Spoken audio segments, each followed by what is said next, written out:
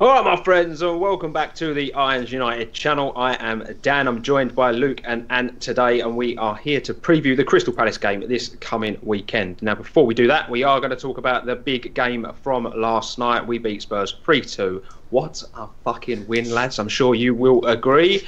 Let's get your take on it. We'll go to you first, Dan. Let me know what you thought last night, and then, Luke, you can tell me what you thought as well. Thank you. I put out a review video last night of the game. In the first half, I mean, listen, how depressing was that? We were all texting each other. I think everyone was probably the most depressed we've ever been watching a game, and we were all panicking, thinking it was going to be a terrible result. What we didn't expect was what happened in the second half, and it's given me a little bit of a kind of boost towards supporting the club. Maybe I'm just like naive to the situation. Maybe the whole situation's just gone above my head, but what a performance in the second half. I am absolutely buzzing to beat Tottenham at Wembley. What else can you ask for? Yeah. Yep. Unbelievable stuff, really, wasn't it? Over to you, Luke. Thank you. By the way, viewers, if you're getting bored of my face, I do apologise, but the boys love having me on, so it's just good to be here again. Yeah, it should be.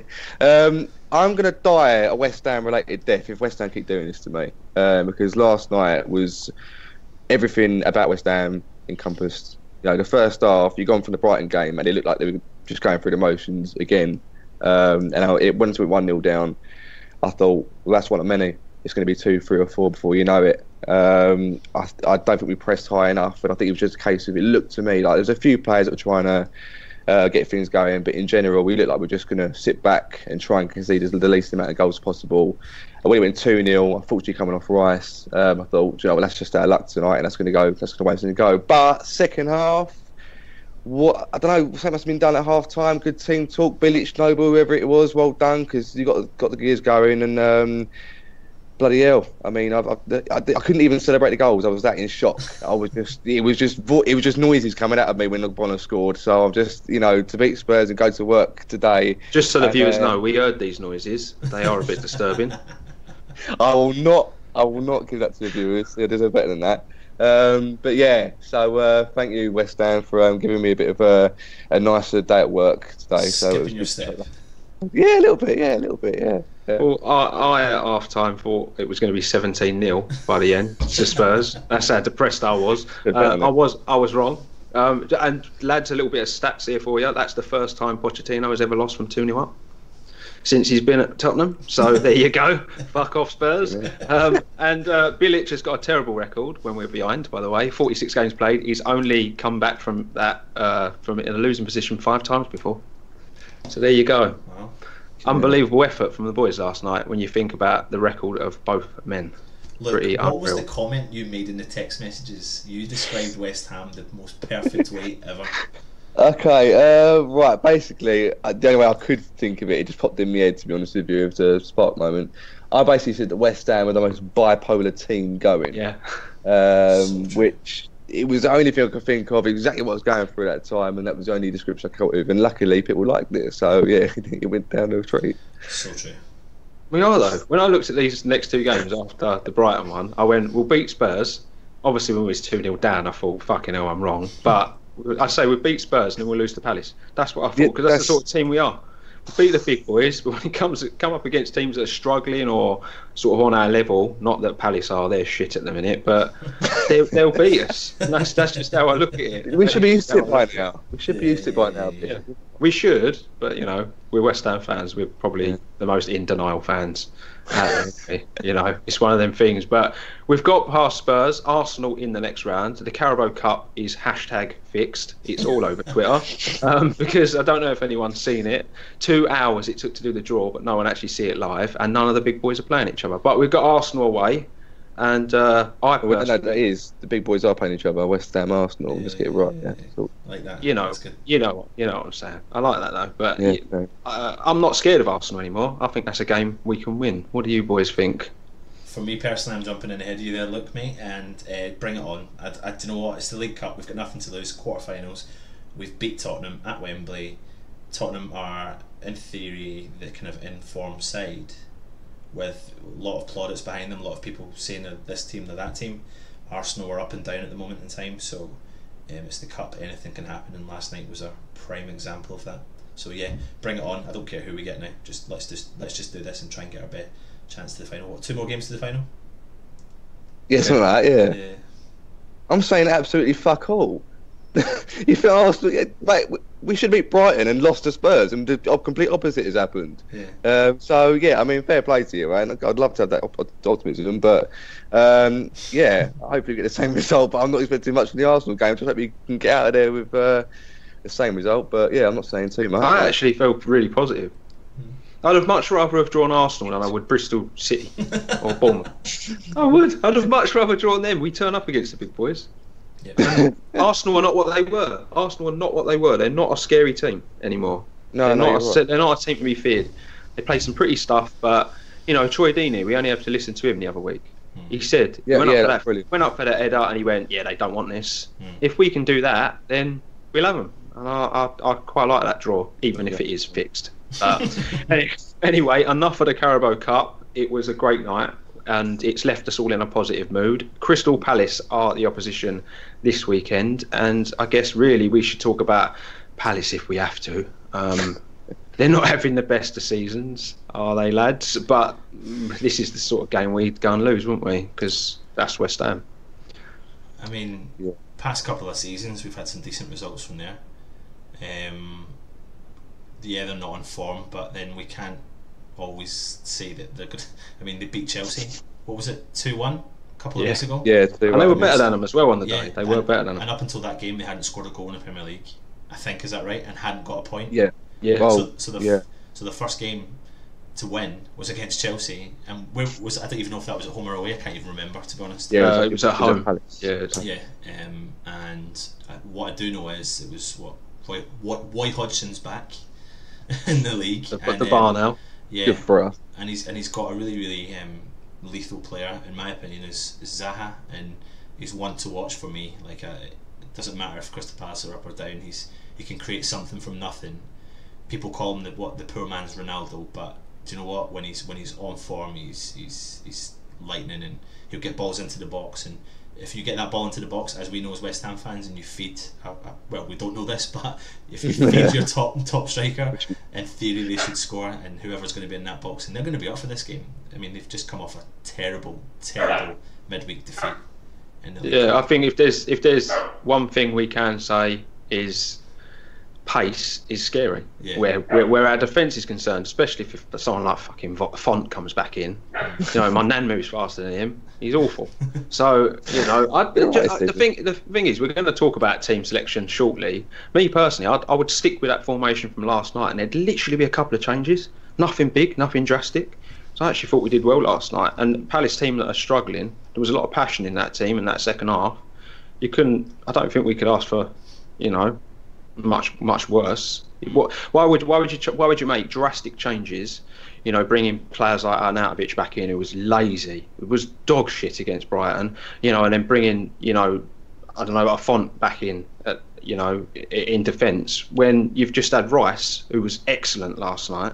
I thought he was brilliant, and Ogbonna as well. Thought he was great at the back. Let's be honest though. Let's be honest. We are talking generally about a second half performance. We're not talking about 90 minutes here, because I've said a few things at half time and throughout the first half. They come back to bite me big time. I hold my hands up. My humble pie was very tasty last night.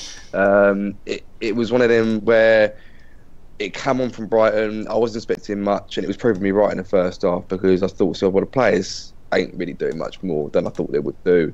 It's going through the motions again. To me, this is my opinion. And the second half has completely changed. Everyone's a bit more happy. It's sort of not papered over the cracks, but it's really what you wanted from a cup final, just to get over it and a good win out of it. But I'm not having this. The whole performance was brilliant, because no, I'm not saying that. I'm not saying you are, but I'm just saying genuinely. You know, there was a lot of reports that Rice was very shaky in the first half, and there was a number of times where he had to get cover by Bono and Chiarte to help him out. Fernandez had to come back a few times as well. But I'm full of praise for Rice, because he done really well last night. But I genuinely think that I don't think you can keep the exact same team as last night, because you need a team that's going to be good for 90 minutes and not just 45. Yeah, I think I kind of I agree with it. I think some changes need to be made. I wouldn't be too happy if the exact same team was out, because I do agree with you. I think the second half performance, like, we can't fault that second half performance, but it certainly had to make up for the first half performance, which was diabolical again. But I am more positive on the Rice second half, playing in centre half position, the position that we've talked about him coming into to play in. He looked, in the second half, he looked so calm on that ball. He looked like he was dominating that defence at the back. He was sitting in behind Kouyaté and Ogbonna and really kind of dictating what they were doing. And for a young boy to be able to do that with these two, Ogbonna international and Kouyaté both international players, like, that's a big step for him. So I mean, it's a big call, but I really mean this. Like, I really want to see him put in beside Winston Reid on Saturday, because I think we'd be crazy to consider dropping Winston Reid. I don't think you can drop Winston Reid, in my opinion, because I don't blame him for the previous results. I don't blame him at all. I blame some of the players that played there last night, in terms of Ogbonna and the kind of. I know it's not a one-man blame game, but for me, players like Winston Reid need to come back in. Yeah, fair enough. Yeah, I think Rice in next to maybe Ogbonna, Reid.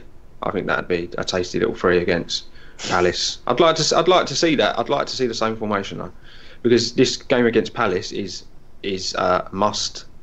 You've got to get something. You've got to at least get a point. Now, this is a team that's struggling as well. And if we can play some of the football we played last night in that second half, we were dogging the first half. None of us can paper over them cracks, but in that second half, some of that play was brilliant. And we were competing with Spurs, second in the league.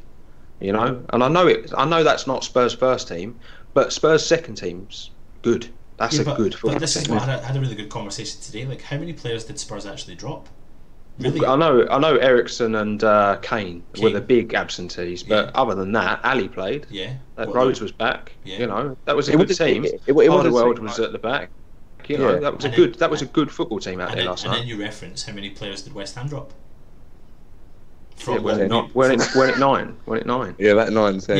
But in terms of that, what I'm trying to say is, like, on paper, our first team was the team that played Brighton, who were awful, and then our second string team went out against Tottenham, and in the first half they were awful. So on paper, our first team is the team that went out against Brighton versus a second string team. So I take that as an absolute quality victory yesterday. Nothing to do with their second string team at all. Like, Ali was out there, and the back line, and Lloris was playing, and Son's in form, like, when he comes on and he plays. So there's players there for Tottenham. But for me personally, formation, again, I don't have a clue really what he's going to do. I'm confused with the formation, but I do want to see some changes, and the hope that he brings some of the players that were playing against Tottenham into the game against Palace. So I think a player that we have to really have to talk about, a player that I know you're a big fan of, Ant. Not every West Ham fan is convinced yet, but Andre Ayew last night apparently covered more distance than any other West Ham player has in a game in a season and a half. He covered so much ground last night. He worked so hard. Now, I was comparing him to Carlton Cole last night, because he tries hard, but he doesn't quite do it, does he? But the thing he's got that Carlton ain't is he's in the right place at the right time. Them 2 goals were proper strikers' goals. They were basically, I was doing everything that Andy Carroll should be doing. Last night he was in the box, and I know Luke's gonna, he's gonna be on me because I am very anti-Carroll, but he was doing all those good things. I know the second goal, Carroll was involved. He can't be in the box. He's involved. That was a great header from Carroll to feed Lanzini and get it in the box. But Ayew was busting a gut. He was all over the place last night. I have not been convinced by Ayew since he joined, but hold my hands up, he was brilliant last night, and I honestly think he played for a starting spot at the weekend against Palace. I thought he was that good. Look, before you say anything, I'm just going to quickly jump in on the Ayew situation. I am a fan of Ayew. I am a massive fan of Ayew if we play him in position. But to be honest, I'm just a massive fan of a lot of players that we sign if we play them in position and play to their strengths. And I'm not even going to give you the long list of players that we've had and we've not massively taken advantage of.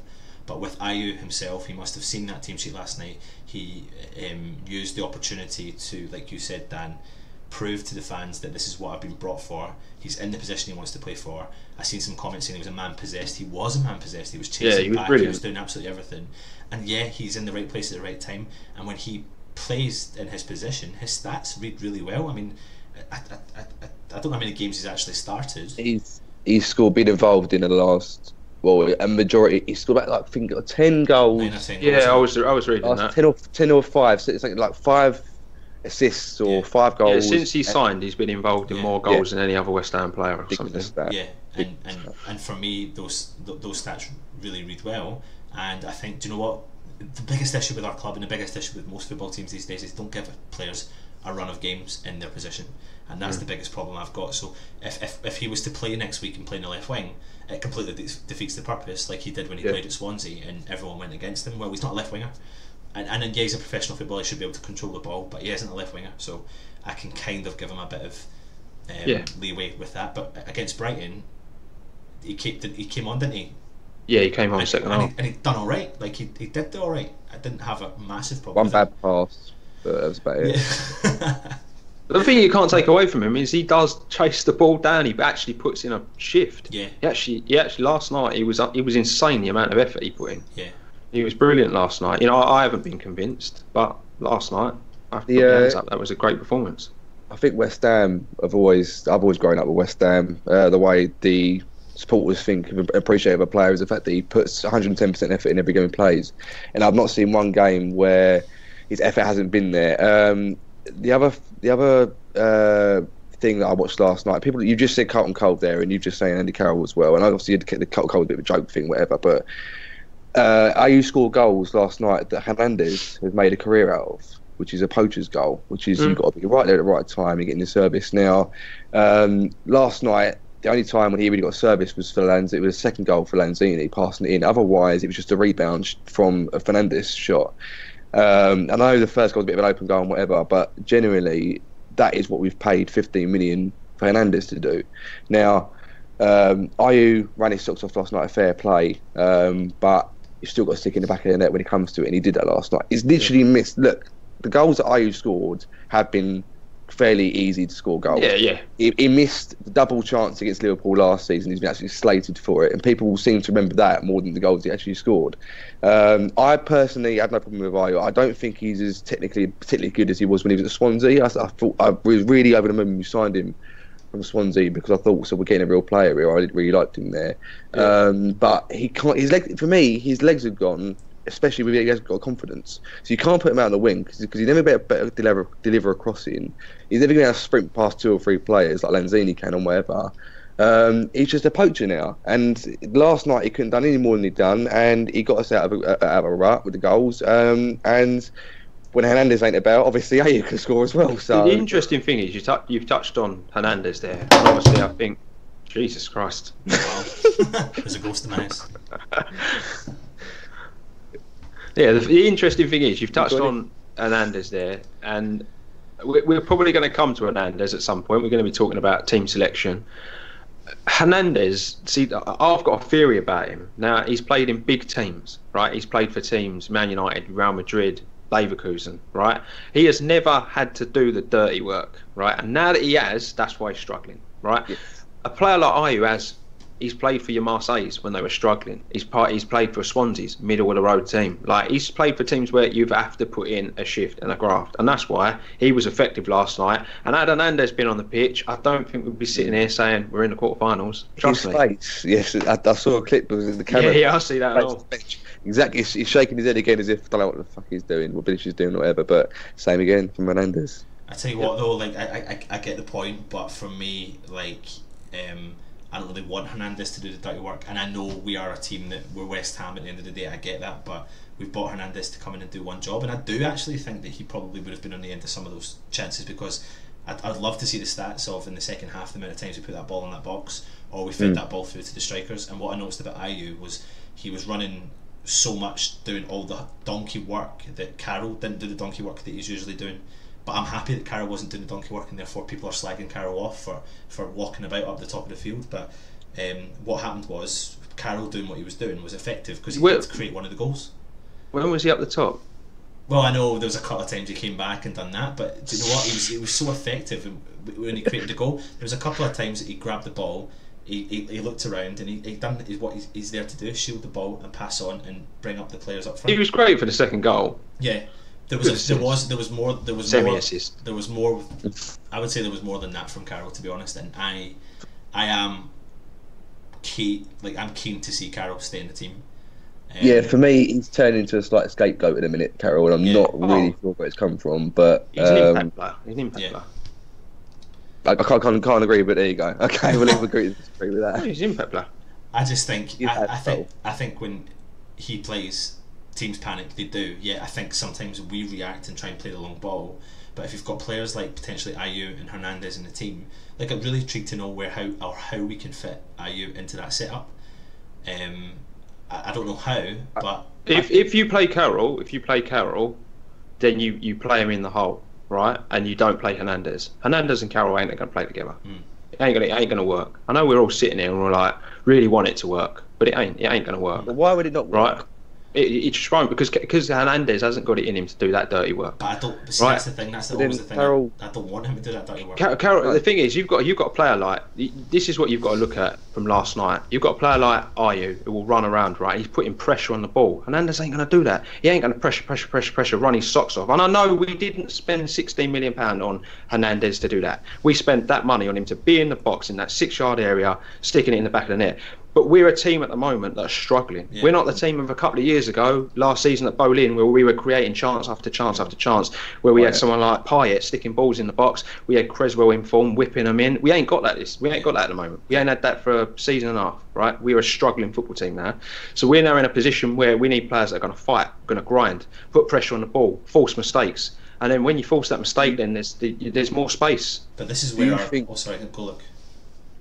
No, do you think in a slight way that it was probably a mistake to buy Hernandez? Yes, massively. Okay. I didn't at the beginning of the season because I think we were all. No, I think at the beginning of the season we were all sitting there and we were looking at that squad and we were going, quality. One more signing. Yeah. One more signing, we'll be tidy. We'll be brilliant, right? And then the season started, right? We're into its 10th week now. This weekend, right? And that's mad, if you ask me. I said it on my preview this week. 10 weeks into the season already, it's flown by, right?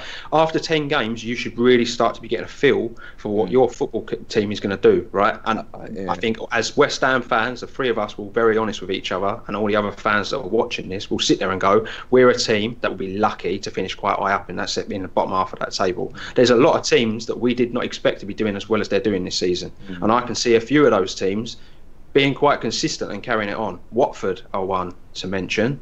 I think Burnley are a hard team to beat. You know, especially a lot of people thought that Dyche was going to go Leicester. It ain't going to happen now because they've appointed another manager. Yeah. If he stays at Burnley, they're a hard football team to beat, right? So there's teams that we probably thought were going to be lower down in that league. They're not. They're competing. They're competing with the likes of us, totally right? And you know, some of them have got lesser players as well. We are a football team, and we all have to be very honest with ourselves. We're a football team that are struggling, and so a luxury like Hernandez, it ain't going to cut it. Yeah, but the funny thing was, there you go. I'm going to quickly say this. The funny thing was when we signed Hernandez, I kind of thought, do you know what, mate? Good luck, because we ain't a Man United, we ain't a Real Madrid. Yeah, right. We could want all we want. Because this season, as players we bought, we should have actually been doing a lot better, and the service we provide to our strikers should be 100 times better than it has been. But I looked at thinking, you've had it easy at these clubs to a point. Now you're going to struggle, and now it's got to the point where we're thinking, well, now reality's hit, mate. He has the luxury at Man United of floating about in the penalty area. Yeah. You can float there because you've got so many players that are so good on the football. Yeah. You ain't got to do a lot. Even if he just gets 1 or 2 shots a game, he's probably going to put one of them away for Man United, isn't he? He ain't going to do that at West Ham because we're not on that level. I get that, but I think that all stems back from everything we've been told from. And again, I'm bringing it up, but everything we've been told from the board, like, it completely defeats the purpose. It's a whole different approach. Like, we've been told we need to move forward as a football club, so we're going to sign these quality players. We got lucky with Hernandez signing. Like I said, I don't want to see him do the dirty work, and if we play to these guys' strengths, then we can maybe see something different. And Luke, you mentioned it last week about Payet. Like, we had a once in a lifetime opportunity to progress, and could you just imagine that we had had that ability in that team alongside Lanzini. With if we were sitting here with a Dimitri Payet out on that left wing, floating about behind a Lanzini in form and a William Carvalho that we were promised sitting in that holding role, right? We are having a different conversation. We're having a different conversation, lads. Even with Bilic in charge, but we ain't got that football team. Unfortunately, I'm putting out there, we're dealing with, you know. I want to see Carroll, Ayew, and Hernandez in that team somehow, all up top. Fuck it. FIFA. Get FIFA. Yeah, FIFA. Yeah. So I tried to do last night. Damn it. Like it's you know, I try to be as positive as possible. No, but I think the reality at the moment is West Ham are not what they were a couple of seasons ago, and we were spoiled. The last season at the Bowling spoiled us so much that now our expectations are so much higher than they used to be. But I tell you something, we forgot that West Ham were a team that used to just put in a bit of effort and used to win every now and then. Now we're expecting them to win every week, and it ain't going to work. It ain't going to happen. Ain't our fault. No, it's not. It's not. It's the expectations have been risen, especially by the fucking board sitting there going next level, next level, next level. Fuck off, you liars. Stop it. I'm sick of it. Sick of the ball. I think what reality is we know that Hernandez is going to play. I wish Brady had choked on our fucking half-time popcorn that one. Jesus Christ. He's obsessed with popcorn. Did you see that? No. Obsessed with popcorn. What's the matter with her? But listen, I think reality is Hernandez is going to start. I can't see how he's not going to start. But he'll get pulled off after 70 minutes because he's going after the graft. Yeah. That's just the nature of the beast, unfortunately. It's horrible. I hate sitting there being negative about players, but like I say, beginning of the season, we all thought it was going to be very different. And, you know, it's not. It's a season where we're going to struggle. Where do we go to next? I actually, Luke's gonna faint. I would actually rather Carroll start than Hernandez at the weekend. Oh, wow. He's gone. Carroll will bully Southampton, Crystal Palace. Sorry, the way they're playing. Yeah. He will murder them. There's no. I've just It's you. I totally agree. It's just you saying it because I mean you're one of the most anti-Carroll people I know, and there's not. Like when you've made the argument in the past, there's nothing to disagree with. I just think that my opinion differs from yours, which is not the first time. But you know, listen, we would be West Ham fans if we didn't disagree with each other. But that's what makes football interesting. We've all got different opinions. We all like certain players. We all don't like certain players.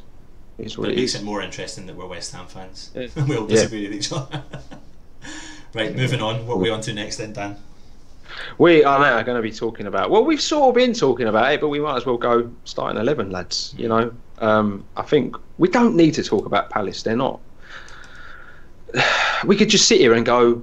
They've had a shit season. They've scored 2 goals in the league. Yep. Jesus Christ, there ain't much to talk about. Right, we should beat these. We should be beating them. Right, so let's pick our strongest 11, and then as we're talking about our picks for starting 11, we'll then say who Bilic is going to start because he's the most predictable manager in the league, isn't he? But a big one, and I think after last night's performance, this is a big talking point.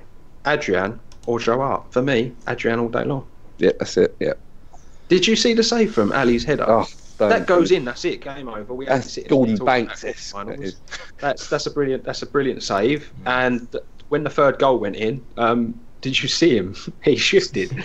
Get him out up front. He's fast, mate. The passion from him was unreal. He's a legend. He's an absolute legend. Yeah, I'm staying quiet in this one because I really have no idea where I'm going. I'm literally lost on this whole front. Like I'm a Hart fan. I think Hart's going to start. Hart's going to start, but I'd love that. Someone at work today, interestingly, said he turned around to me and he said, "I think Hart's got something written in his contract that he has to start every league game." I will do. Yeah, he will do definitely. Yeah. And just because you know some of the stuff that's happened and that.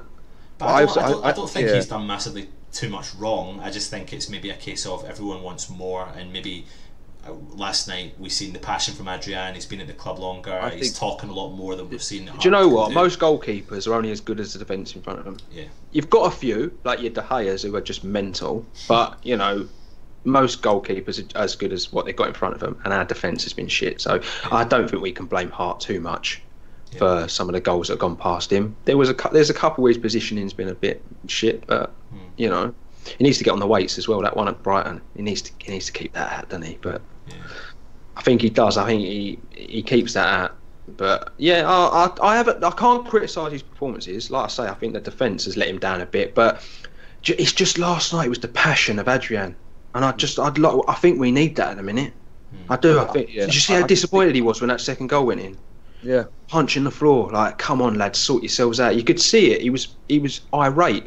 We ain't really had that. The funny thing with Hart is the fact that when you're watching for England, especially I've watched him in World Cups and Euros and everything, right? He shouts and shouts and shouts and shouts and shouts. There's non-stop instructions and everything, right? But all it mainly is, from what I gather, is just, come on, lads, sort it out. Like, almost like criticism of the defence. Should be there quicker. Should be doing this quicker.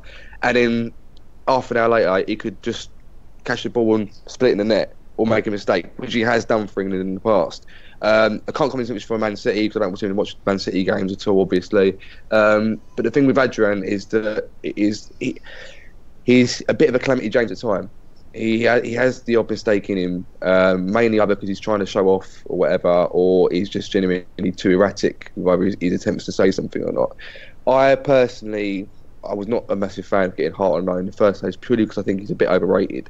Mainly because of the fact that you're talking of a former Premier League winner, England #1 goalkeeper on paper, goes to Torino on loan. That was the only club that come to fruition for the loan deal. Now that says something. And when the owner of Torino has apparently said, "I can't believe he's England #1," these things build up. And he's not been terrible. He's not been terrible in goal. But he's obviously an upgrade on Randolph. So that's good. But my thing is that Adrian's been here, done that, and Hart's walked into the team, and okay, the defence hasn't been brilliant all season, but he's not exactly done anything to make him go, no, Hart's got to start. I mean, well done for last night, Adrian, clap, but still, Hart's I don't think Hart's being that vocal helps at the moment. I don't think our defence are used to being screamed at that they're shit. And I don't think it helps at the moment. It's not constructive. I don't think sometimes when you hear him, it's not constructive at all. No, I've heard do better. You know, and I don't think at the moment when morale is where it is, that's. Don't get me wrong. If someone makes a horrible mistake, look at Kouyaté last night, for instance. The ball, that ball-winning midfielder took over, didn't it, for that first goal? That's just because that's his role. That's where he usually plays, and it took over. He left the space, and it happened. Yeah, you shout at someone for that. What are you doing there, mate? But when it's just stuff that happens in a football game, when someone's just scored a good goal and there's not much you can do about it, you can't go screaming at people. If you hear him in the tunnel before games start, especially when he's playing for England, I've seen a few times for our games as well. He's full of "come on, lads, let's get in there." Slapping his gloves together. That's and saying, really great. That's great. Yeah. But you're kind of looking, well, this isn't Man City or England. This is West Ham struggling to survive relegation. You think to yourself, well, are the players going piss off? Do you know what I mean, like that, or are they going? Actually, no, he's right, but I just can't do it, Joe. Give us 5 minutes. I've just got to get over this goal I've just conceded. So look, we're not on pitch. We're 50,000 of us in the stands looking down and whatever. But for me personally, the bottom line is I don't think Hart's done anything outstanding to make sure that Adrian's not got a chance to get in. That's just my opinion. Two of us want Adrian, one of us is undecided. What we think's going to happen is probably it's going to be Hart. Yeah, he'll get thrown straight back in. So moving into the defence then, what are we thinking? So what do you reckon we're playing? Do you reckon we'll stick with what we played against Spurs? If that's the case, I don't think we'll stick with the same back four. No, but do you reckon it'll be the same formation? Do you reckon he'll play 3 at the back, 2 wing backs? I really don't know. I'd be giving up on this one. I think it probably will be the 3 at the back, but it's not going to be the same players. Kouyaté is definitely going to be pushed back into midfield. Yeah. It's just who takes over. I think Zaba comes in at right back. I think that's he's been our best player this season. He comes in at right back. I think Creswell probably stays left back. I don't think Masuaku.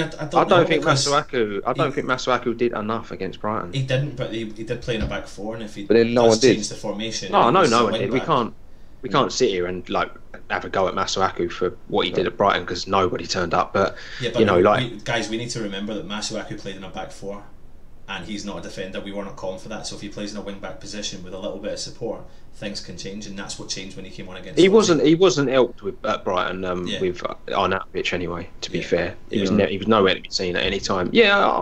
Maybe there's an argument that Masuaku could come back in. It depends on the formation. It only depends on the formation. Yeah. Defence wise, if we are going to go for it at the back, I'd like to see Reed, Rice, Ogbonna. Personally, what we're going to get, I like that. But we'll probably get Reed, Font, Reed, and Ogbonna. Do you know what? I don't think, apart from that Brighton game, I think Font's been good this season. I've got no criticism. Do you know what my issue with him is though, Luke, and especially for this game, is his lack of pace. I mean, you got someone like Zaha running at you. Good night. Yeah, but Zaha's not. Well, we'll expect that Zaha's more of a winger. So I mean, how many times are you going to get caught out on Zaha's side? He'll probably play up front though, won't he? Because Benteke's still injured. Yeah, fair enough. Sweet did at Chelsea, played through the middle. He'll have Font all day. Listen, Font is slow, but I think we've decided that a player like Reece needs to be given a chance. He's had a good game. Yeah, he does. He really does. There's a motivation going on from this game. There's a big word we used yesterday. What was it? The adrenaline after scoring the goal. It brings into another topic of conversation, and we'll do that when we get into the midfield. But from me personally, I want to see Reed, Ogbonna, because I think, do you know what? If you remember the goal that Ogbonna scored the last year at Boleyn against Liverpool, he proceeded to have like 4 or 5 great games straight after that, and then he started to get a bit suspect confidence. again. Confidence and stuff. So maybe he's in for a shout to start. So again, I think it all depends on formation. We don't really know the formation he's going to go with. We don't know the back line. It's really tough. It's a guesstimation, but I think we'll probably see Reed, Ogbonna, and Font of some sort. Yeah, and so midfield, I think Koyate will probably get pushed forward again when he now Noble. Does Noble play? For me, I will totally hold my hands up and say well done, Mark, last night. And you do play, because for me, Obiang hasn't done anything this year. I know he's got a bit of an injury lately, and he just come back on against Brighton and against Burnley. And let him recover. That's what I'd say. Yeah. And that's a major factor, but I think Noble done enough last night. Captain Mr. West Ham, whatever you want to call him, he showed his colours last night, and he really did put it out of the bag. And I hold my hands. I'm not your biggest fan, Noble. I have completely slagged you off most of the season as well. But for the importance of the game as well, considering, and the fact that he will not let the performance drop, considering where he got us to. Noble starts alongside. I couldn't agree with you more. If he has if he has done everything he has supposedly done this week by calling a team meeting, by rallying the players up, by potentially speaking to them all at half time, by talking to the cameras the way he has done, putting a performance in like he did last night, then he has, in theory, won his place in the starting 11. And maybe it's time to give him another kind of second chance. Maybe we are fickle fans and we all forget the past. We're West Ham. What else do we do? Yeah. So we need a leader. Yeah, we've got Noble. Ultimately, we need a leader. So Noble, Koyate, Lanzini, blatantly obvious. Yeah. Antonio, was he back? No, I wouldn't play him. Because I think the biggest problem we've got with Antonio at this moment in time, whether they say he's fit or not, he's not fit. He needs time to recover. He hasn't been the same player since they rushed him back from that hamstring injury, and I think he's an important cog in the machine. Right? He's arguably one of our best players, but your best player is not effective if he's at 80%. What I will say is, though, against Brighton, if you look back at when he did get an injury, he blatantly got a massive knock to his ribs. Now, before that, maybe 10-15 minutes before that, he did start to look knackered, but he didn't want to come off, and that's a problem maybe with the managerial situation. But you look back at that, he is winded, and he's probably bruised those ribs because he landed full force weight down on top of that guy's knee, right in the ribs. So there's blatantly a reason. The thing that concerns me is the fact that the West Ham social media team are putting out a video of Antonio saying we can't wait to play Tottenham the day before the game, as if he's going to start, and then telling us all they're not. Get started. Don't get Luke started. Yeah, but it's just that side of it's frustrating. But I think Antonio hasn't been fit, but maybe the rest and maybe the rest is going to do the world of good. The thing with Antonio is that I think people don't realise is how much work he actually does. He does the work of when he's 100% fit. I honestly believe that all the points we've got this season that he's played in, he's been 75 to 85% the reason why I got that result. And the funny thing was against Brighton, I don't think he done anything wrong, right? He wasn't running as quickly, he wasn't being as strong as he normally is. But that is actually, to be honest with you, he done a fairly good job, and he was half fit then. And for me personally, when you've got him, I look at him all the time, every game. I actually feel sorry for him, because to me, I'm kind of screaming at the players at the TV screen or at the game, going, help him out. Because he'll burst past 2 or 3 players, he'll get a bit isolated near the corner, and there'll be no one near him because they've all just gone, okay, he's doing all the work then. He is though, that's the thing. And when he's caught to be relaxing because he's just ran his heart out for 20 minutes. He's crap, he's shit. It's not right. No, I don't buy that. Yeah. No, I'd never sit here and say shit. I just think I want to see a fit Antonio. Yeah, totally. I'm sick of this football club, and he's not the only player we've ever done it with over the last few years. I'm sick of this football club throwing people on the pitch when they're at 70, 80%. Yeah, I'm sick of it. This is why we have so many fucking problems at this club with injuries. Yeah. Whether you got Gary Lewin or not, you're going to have problems if you're not letting these players recover properly. Talking to Gary, I would rather Antonio take a couple of weeks off. I would. I know he's an effective player. I know he's a big deal for us as a football club, and especially going forward. But this is Crystal Palace. They're struggling. Come on. If we can't beat them without him, come on. We should be able to beat Crystal Palace without him. It's as simple as that. It really is as simple as that. Yeah. But the funny thing is that this is the thing that I've kind of thought, especially after last night losing 4-1 away at Bristol City in the cup. Don't care what team they put out. Who thought they were going to beat Chelsea? I mean, Chelsea, of all teams, what they're doing this season in the Champions League as well.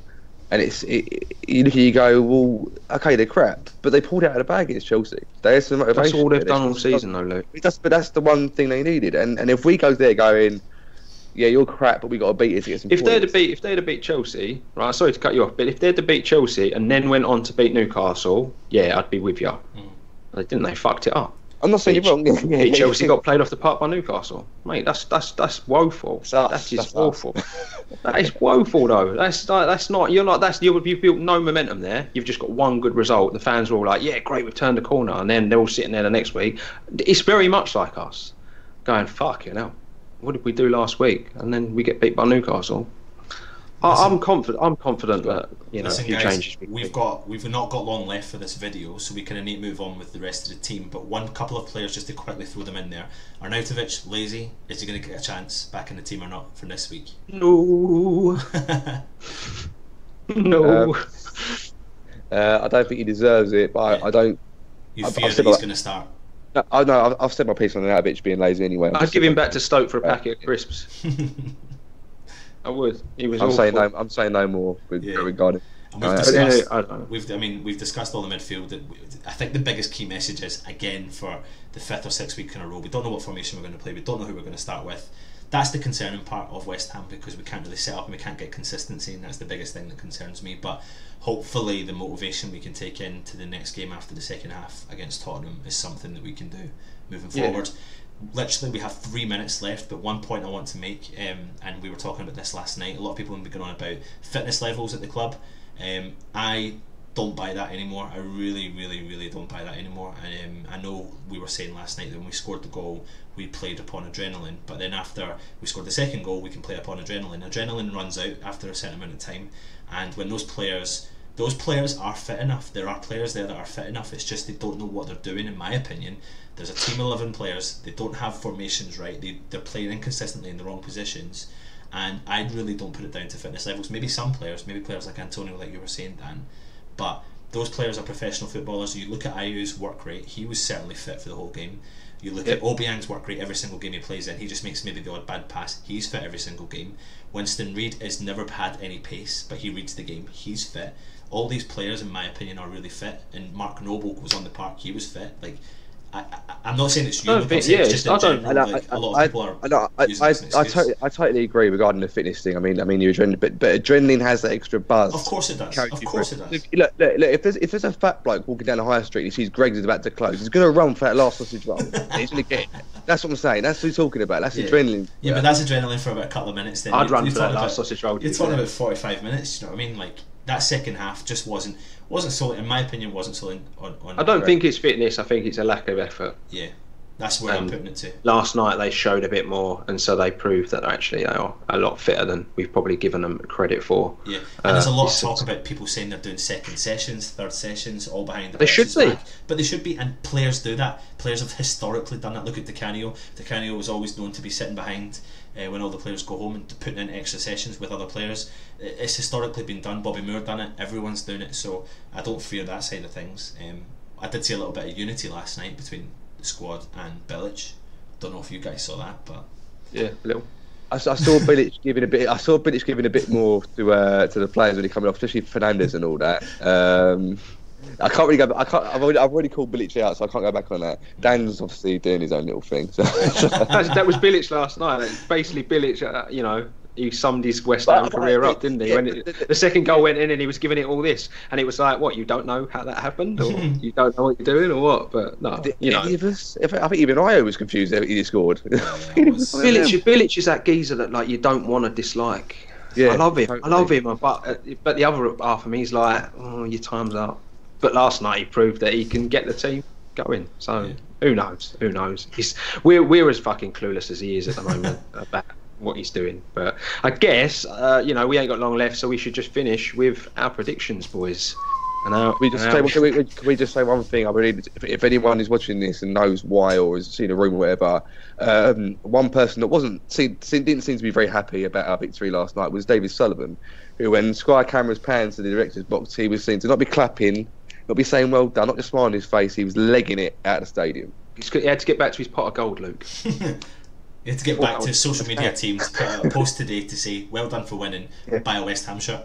And he had to text the PR team, remember to put a training video up tomorrow. Yeah.